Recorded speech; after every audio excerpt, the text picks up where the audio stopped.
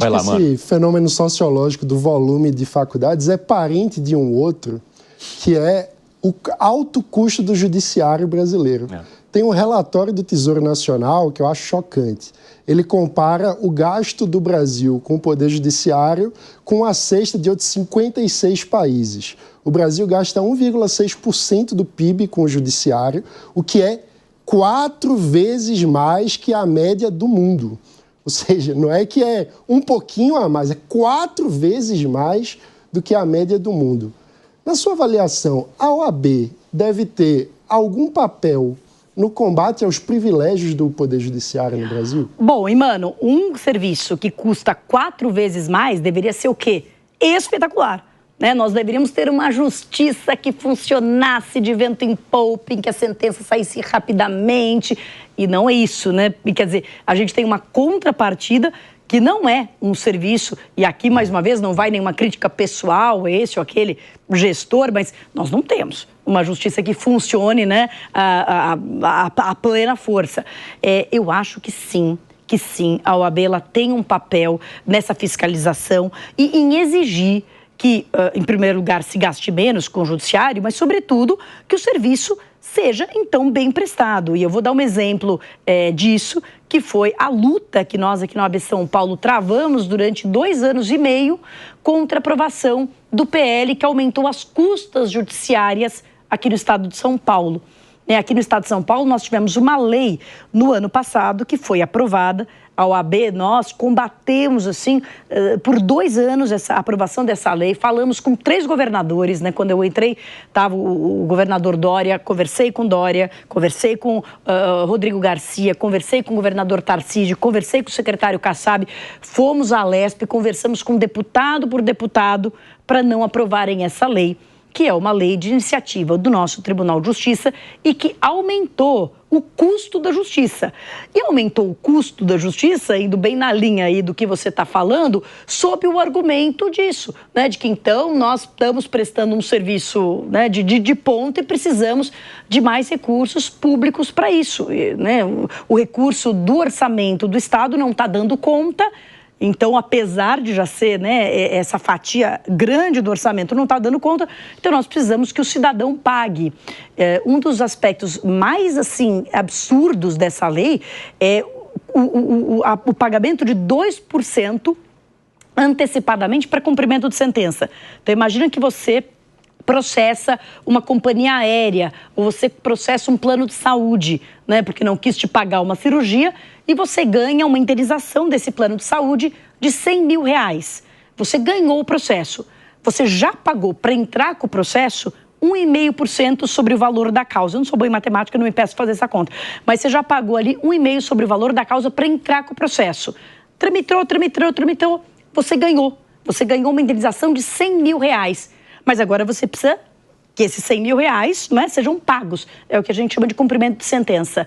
Para fazer com que esses R$100 mil sejam pagos, você vai ter que pagar, você, mano, antecipadamente 2% desses R$100 mil para conseguir que essa sentença seja simplesmente cumprida.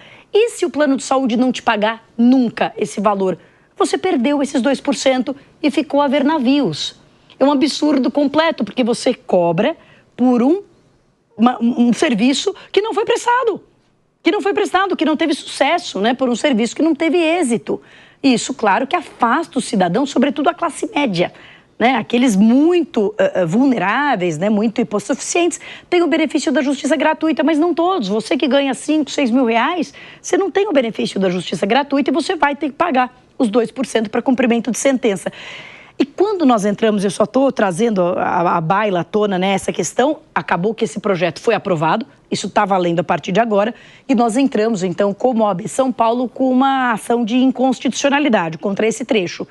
Mas quando nós estávamos debatendo isso, e estávamos debatendo, inclusive com o TJ, foi feita uma audiência pública na Lesp, eu trouxe exatamente esses dados que você está falando agora.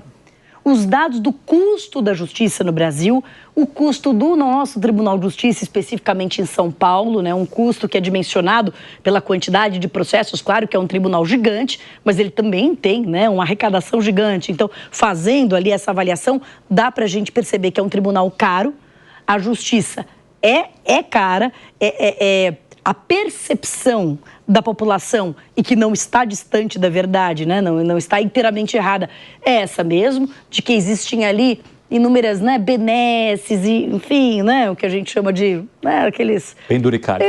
Isso, eu não foi o que estou falando, Evandro, mas já que você disse, é isso. Né, aquelas coisas... Para arrematar. E que não pode, né? Isso é muito discrepante com o restante da população, é discrepante com o próprio funcionalismo público. Se você compara aí super salários no judiciário com o salário de um médico do SUS, que está ali salvando vidas, que está ali se dedicando inteiramente, todo o restante, mesmo os serventuários da justiça, são coisas que são muito absurdas e a OAB tem que agir, sim, em relação a isso. Vai lá, Vilela. Presidente, agora fazer uma pergunta para Patrícia Vanzolini, não para a presidente. Finalizando, já na reta final desses 3 anos de presidência, o que você considera como o ponto que mais marcou positivamente, a maior alegria que você teve como presidente? E, por outro lado, o que você eventualmente pensa, poxa, eu podia ter feito ou não deu tempo de acabar? Qual foi a maior alegria e talvez a maior decepção, frustração desse período? Ou até mesmo, tentei e errei, né? Eu acho isso, exato. Também. Legal.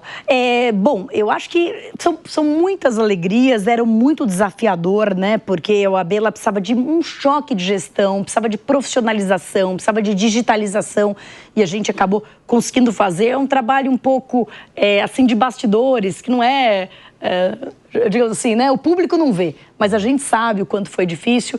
Mas eu tenho 2 grandes orgulhos, né? Eu acho que, assim, legados que eu acho. Um deles é o programa Anuidade de Volta. Eu gosto muito dele porque eu sou professora e eu tenho um lema que é o estudo que a vida muda.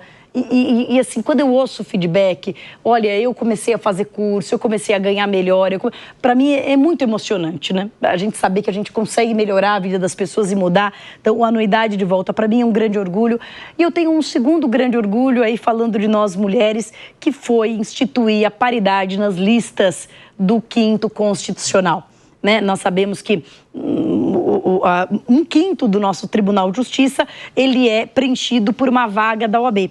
E essa vaga, nós temos uma lista sêxtupla, uma lista que nós escolhemos 6, essa lista vai para o tribunal reduz para 3 e depois o governador escolhe 1. E na minha gestão, nós instituímos que essas listas teriam paridade. Teriam 3 homens e 3 mulheres. Era muito comum uma lista com 6 homens ou com 5 homens e uma mulher. E isso a despeito da gente ter mais de 50% de mulheres advogadas atualmente e de ter mulheres de extrema qualidade, mulheres realmente que são muito competentes. Mas essas mulheres, por alguma razão, acabavam ficando para o fim da fila, não eram vistas. E com a paridade, as mulheres estão lá, têm as suas vagas.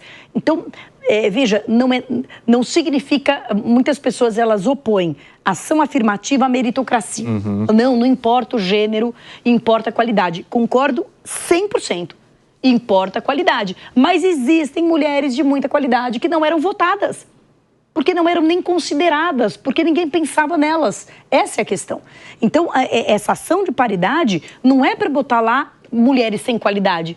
É para deixar que as mulheres de qualidade tenham seu espaço e apareçam. E eu tenho muito orgulho, porque das 5 listas que nós mandamos, e veja, nós mandamos listas paritárias, mas o Tribunal de Justiça escolhe os 3 que ele quiser. E o governador escolhe quem ele achar melhor.